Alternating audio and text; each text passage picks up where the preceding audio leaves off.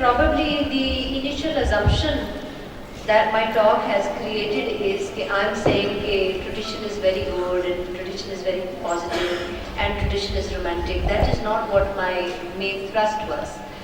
What I feel is that tradition has been hijacked, और मैं यहाँ tradition and folklore को कभी-कभी interchange करती हूँ, which is slightly different, मगर has been hijacked and is used as a beating stick to legitimize a lot of oppression.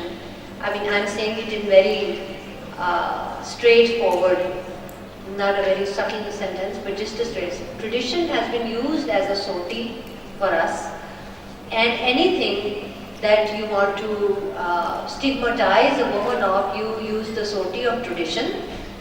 And whenever she tries to find a discourse or a counter narrative, then you say, now she's an immoral, westernized woman.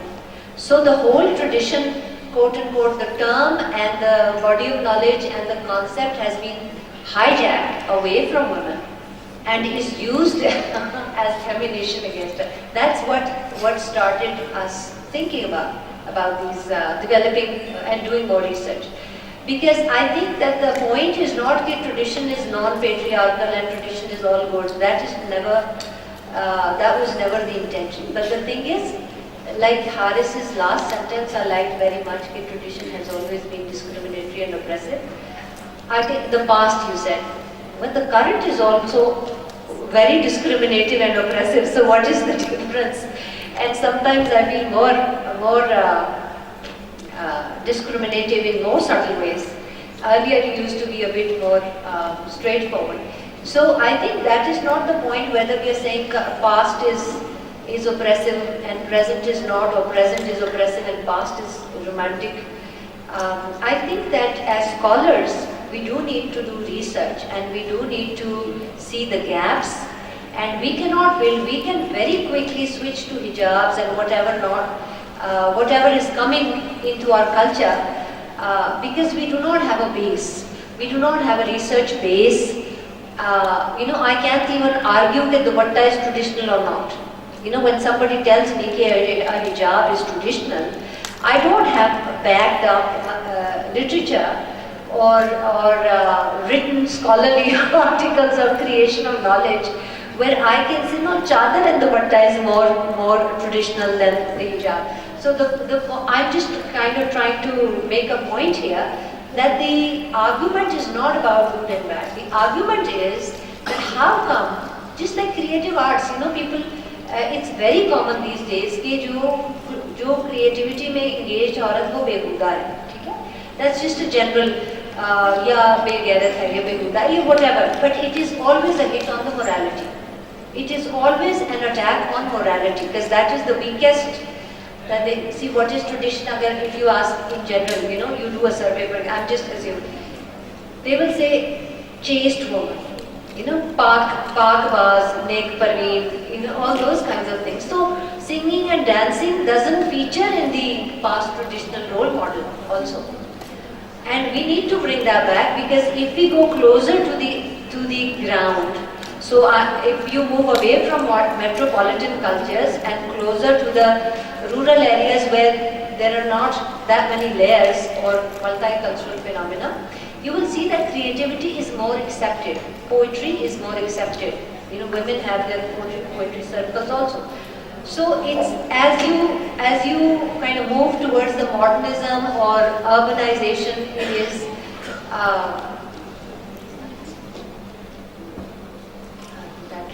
you should have thought of. So I hope that I'm able to clarify that the main direction of the initiative is not to romanticize the past, it is to reclaim.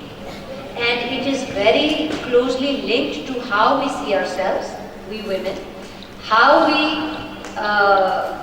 look at our bodies, how we look at our sexuality, how we look at our decision making. Because if we start to assume that everything is a natural, a woman needs to cover all the body parts, and that is a very natural thing, because obviously you have to, having a body is vulgar.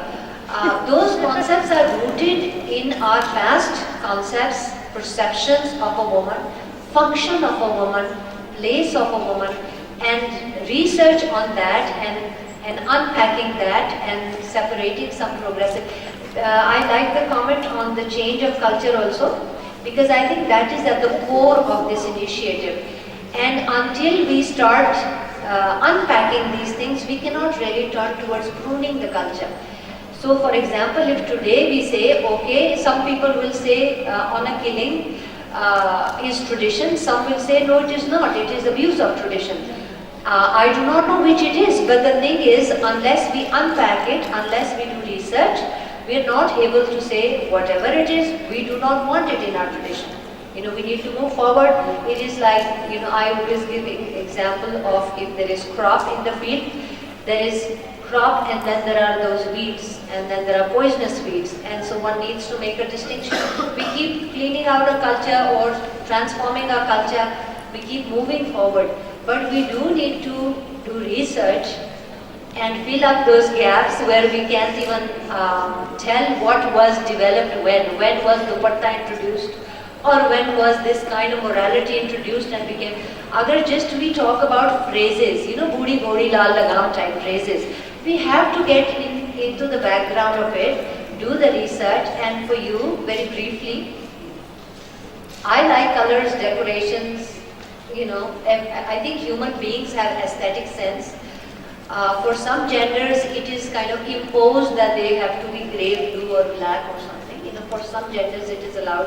For some genders, or at least one gender, you allow jewelry. I do not know why men wear a necktie. I have not done research, but you know, one could make out anything. It's a weird piece of cloth that hangs around their neck. It arrows towards something. I do not know what. So one can do research and figure out what that necktie is all about and why only a necktie has color and the rest of the garment is very dull. So it's just fun. I think we should explore where it came from and how it kind of fitted into our tradition. Where a doula has to wear a necktie and a suit on his walima. Now, how did that happen?